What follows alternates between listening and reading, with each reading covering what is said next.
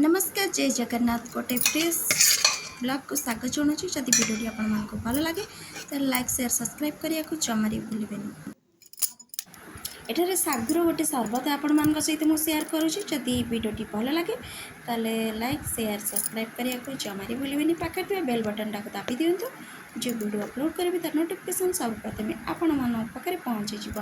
देखो मुझे किसी छोट छोट कटा फल काटी अंगूर डालिंब कदली आउ सेव कटाई नड़िया गोटे फल मुझे पूरी अलरेडी आ बसा दही ओमफेड दही ये गोटे बाउल भितर मुझे रखी आ भितर मुझे चीनी ए आड करी आपण मान घर जदि बेसी लोक थे मीठा जब बहुत खाऊे तो बहुत चीनी आड कले चलो। आम घरे भी कम टी मीठा खाती मुझे 5 ରୁ 6 ଚାମଚ भितर मुझे चीनी ए आड कर सारापर चीनी सहित ओमफेड दहीटा को आम भल कि मिक्सिंग करदे आगुतरा।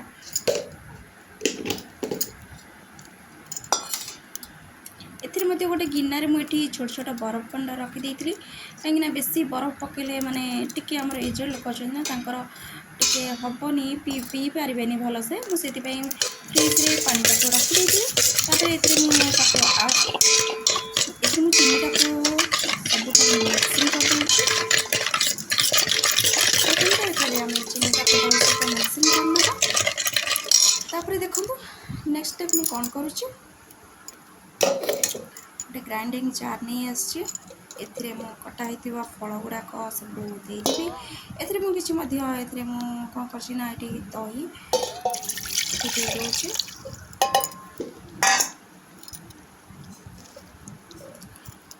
सब जाक जो छोट छोट पीस कर काटी फल गुड़ा से आड करुँची।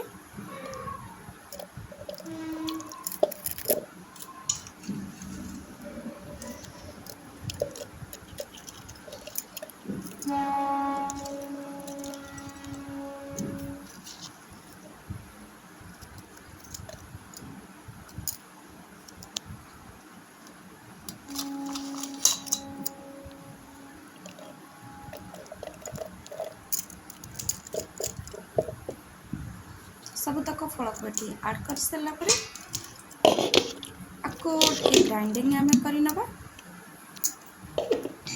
ये मत कि साबुदाना को पकई दूची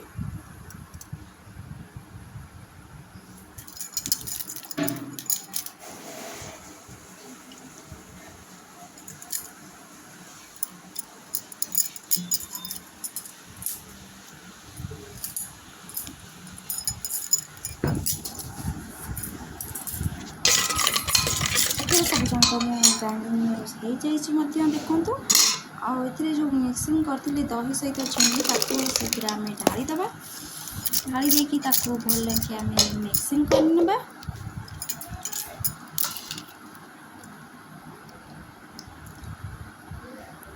आउ किसी साबु रखीदी पछरे ये आड करुँची।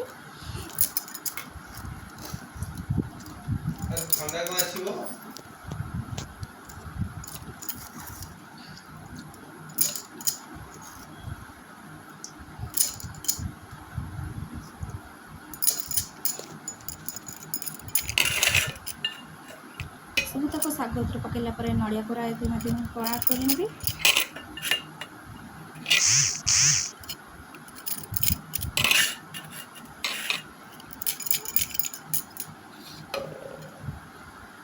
ए जो बरफ खंड ठंडा पानी रखी फ्रिज्रे से आड करुँची।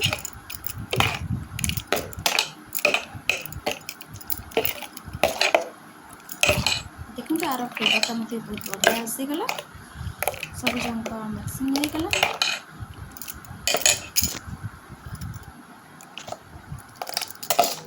भल कि आम आउे घोड़ेदेव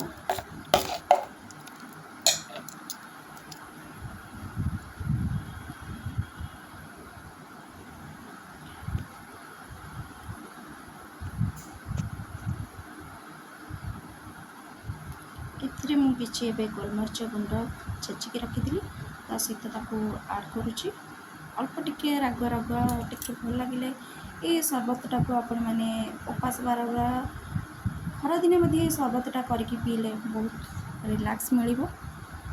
प्राय 2-3 घंटा मिनिमम लग भोक आ लगन ये जूसटा आपण मैंने निहाती घरे बनैकी पियंतु।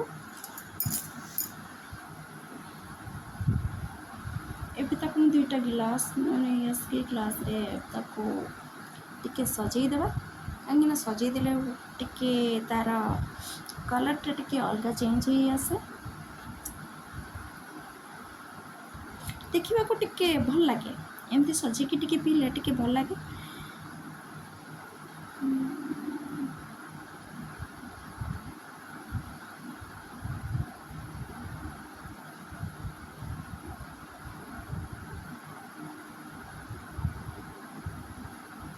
देखो ये मुझे सुंदर भाव ये सजे देती फास्ट आम डालिंब देदेबा गोटा काजू ये आम सजेवाई देदेबा 4-5टा देले हम 2-3टा देले हम।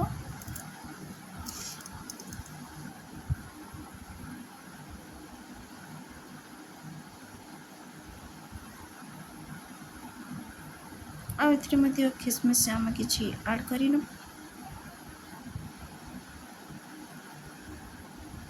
देखो ये मोर बढ़िया से होगला सजेबा। वीडियोटी भल लगे निहाती लाइक शेयर सब्सक्राइब करने को जमारे भूलें।